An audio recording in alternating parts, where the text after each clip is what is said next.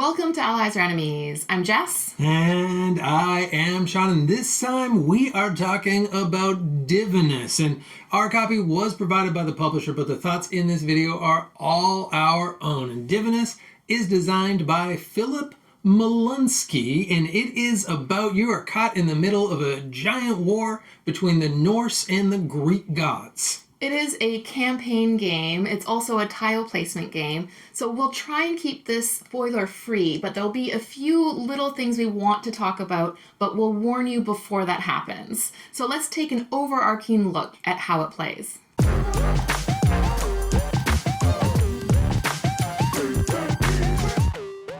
You start each game by booting up the app, following the setup and story instructions, and opening the next little box of stuff. This is a legacy game, so things will change as you play, but at the start of the first game, you will have a board full of two kinds of tiles, a handful of dice, some quests to complete, and some gods to impress. To impress them, you will need to make a 4x4 grid of land, featuring the stuff that they like. On your turn, you choose any number of available dice, adding or subtracting their values as you want, and then choose the corresponding tile. So a 5 and a 3 could get you a tile from either the 8 or the 2 spot. Then you add that tile to your grid, either to an empty space or on top of an existing tile, turning it as you choose to make sure the landscape matches its surroundings. Or you can rest and return all of your dice.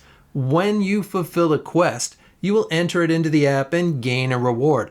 Often this means adding stickers to tiles and or your character box, which doubles as a holder for your various titles and skills. Once any player has filled their grid or all players have rested twice in a row, the game ends, and you let the app know who impressed each god more before you move on to the next scenario and continue your quest to be the favorite of the gods. So that was a really quick overview of generally how the game plays, and it does get a bit heavier as you go on and more rules get introduced, but it never gets like super heavy. I'd say it's still a fairly light tile placement game, even at the end with everything integrated.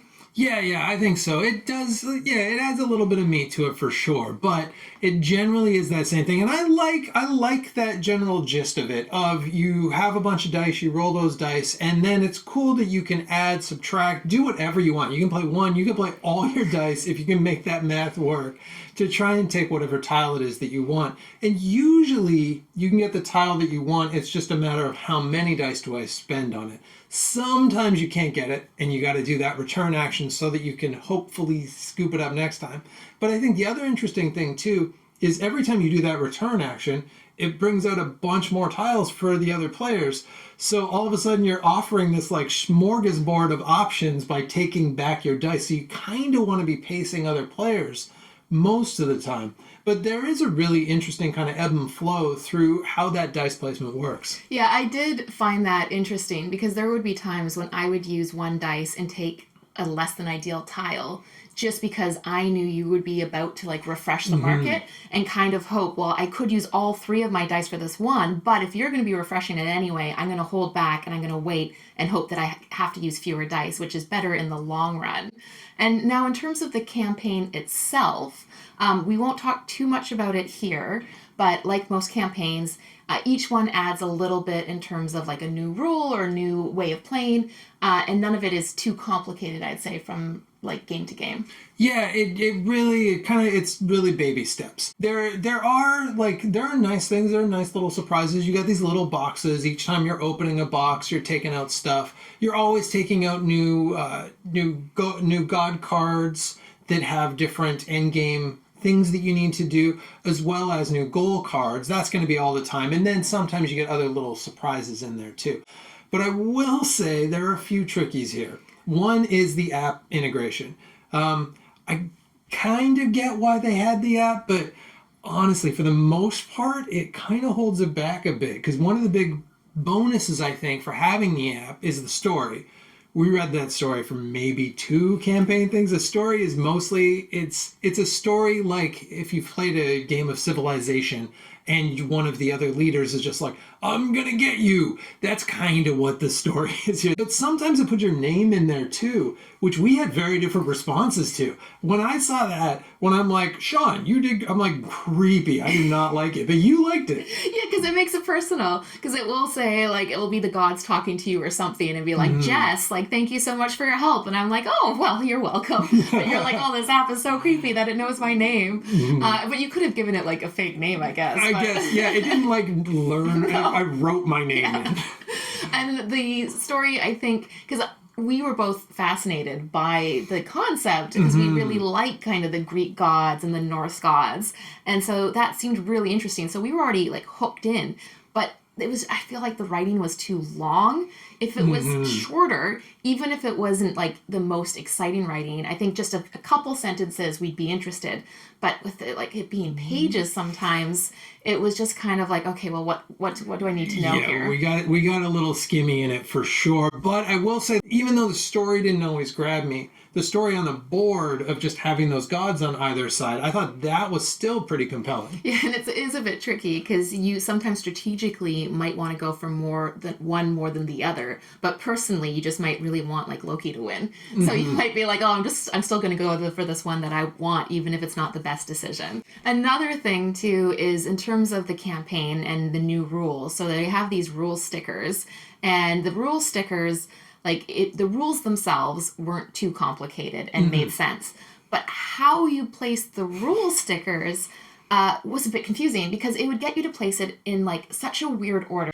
But then it made it really difficult to remember, like go back for what stickers you added and the order in which you read it. Yeah, well, it went because sheets are a certain shape and stickers are a certain shape, and they kind of went by sheet. So they'd be like, you need to put these ones from sheet 7 and these ones from sheet 11, but you'd be putting them all over the book. And because they just need to fit in that shape. So I get that there maybe wasn't a perfect way to do it. But yeah, then afterwards you'd have to kind of go back to the book and go, wait, which of these are new rules? Which of these did I just stick in?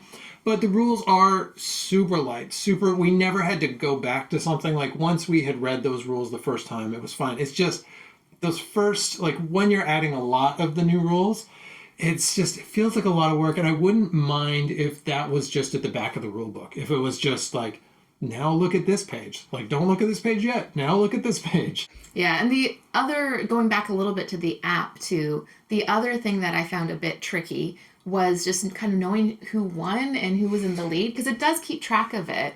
And you can look at that, but it just felt a little bit more hidden. Now, we will say, neither of us are big app users, or we don't really gravitate towards games with apps. So it could be that maybe if you do use apps a lot and you like that it's doing the tracking for you behind the scenes. But we like writing things down on paper and kind of seeing that score at the end. And even though I did just say we're not big app users, a key thing is it's not like entirely integrated through the app. You're not using it 100% of the time you're playing. You're only using it like occasionally throughout the game and at the beginning and the end.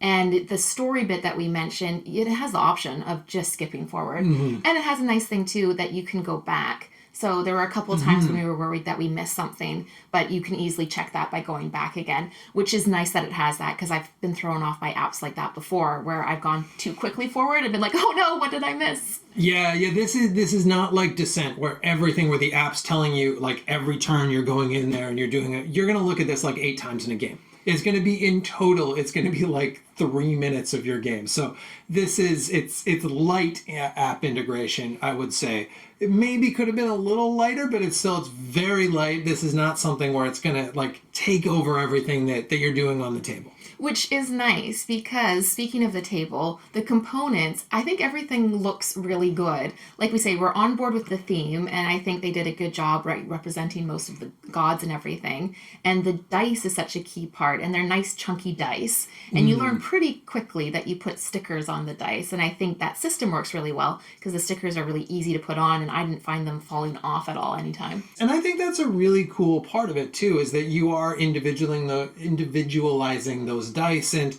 and you feel that through the game. But the weight of those dice, they're really nice. They're really nice and chunky. They just got a really, really good feel to them. So I like that a lot. And in general, too, like the tiles I think are great. All the stickers that you add on, I thought were really good. I had some folks were saying that some of them came off of things. We never had that problem at all. But yeah, I don't really have any complaints about the components, especially the like from the start, the game one stuff, all solid. And the board looks really nice. It's two-sided, and I think the other side works with some of the expansions. So I think component-wise, everything does look really nice. And one main thing to talk about, too, with anything campaign is, can you play it after? And I think here you really can. In fact, I like it better after the fact. And we were talking about this because I said this after we played our first of the Eternal game, they called it. And without the app and with just adding up all of the stuff that you've got out and from everything that you've kind of built up throughout the campaign, I think it hits a pretty nice sweet spot. But you were saying, and I think it's a good point, would we still like it if we hadn't gone through the campaign and built all that stuff and kind of learnt those bits as we went? And I'm not 100% sure. I think that does add to it. Yeah, I think if we got just the Eternal game, I think we would have liked it, but I think we like the Eternal game more now, having like just added those little bits throughout the campaign as we went along, having ourselves individualize the dice, because for the Eternal game, you can just like add stickers to a dice so you have a different set. But I kind of like that I made those decisions at those points to make these my sets of dice. So, and you were saying that you prefer the Eternal game to the games during the campaign because it does take out the app, it takes out the story, and it still leaves like a solid tile placement game at the end. Yeah, I think so, which is great. It's nice to be able to have something, once you've got all these nice components, to not just chuck them away. Yeah, and so really we can't not talk about some of the stuff that are slight spoilers. So there are a few things we want to mention, and they're not going to give away the story or be anything that's going to like ruin your entire experience. Just a couple of things we wanted to mention about the campaign. They will be spoilers though. So if you don't want to know anything at all about the campaign, just skip to the final thoughts, because that's what we're going to talk about for the next couple minutes. So a couple of things we wanted to mention are there are these location stickers that go out. And so they go out on the various tiles, and that's when you use the app again. And so I didn't love the interruption of the game because, again, there'd be a very long story that tied to that location, and then usually a fairly minimal reward depending on what location it was. I didn't feel like it was necessary, and that is part of the reason why we really like the Eternal game, is because it doesn't use those. And we found the location stickers tricky because at 2 players, they're the tiles we tended not to take. So it meant we weren't removing those stickers. So it meant we ran out of spaces to put them. So the app would tell us, put on this location sticker on any available tile, and we wouldn't be able to find an available tile. Yeah, we had a little list basically of like, okay, this one has to go on next time we take one off because we need a space for it, because the benefits really did feel minor. Sometimes they were good, but oftentimes we were like, I'm not even going to use that. I don't even want that at all. So it felt like a little bit of wasted time from those. This is a small thing, but generally I think the stuff that it added was pretty interesting. So take our few little nitpicks for what they are, but there are definitely some things that annoyed us and that we had to kind of get over that hump. And thankfully there was enough other stuff that, even that out. Yeah, because we still played through the entire campaign, and we played through it in a couple of weeks. So it was engaging enough that even with those nitpicks, we still continued on and played through the whole thing. Yeah, we played 14 games of this. Yeah. So that's, we don't play 14 games of something that we hate, but there's still going to be a few little grumbles. But anyway, back to everybody else. So hello again, anyone who skipped that last section. Now we can talk about our final thoughts of this game. And I think it's a light tile placement game for sure. This feels, to me, this is a little bit like My City kind of level of campaign game. It's a much bigger, it's got a lot more stuff in the box, it's got this app that goes with it, it's much grander.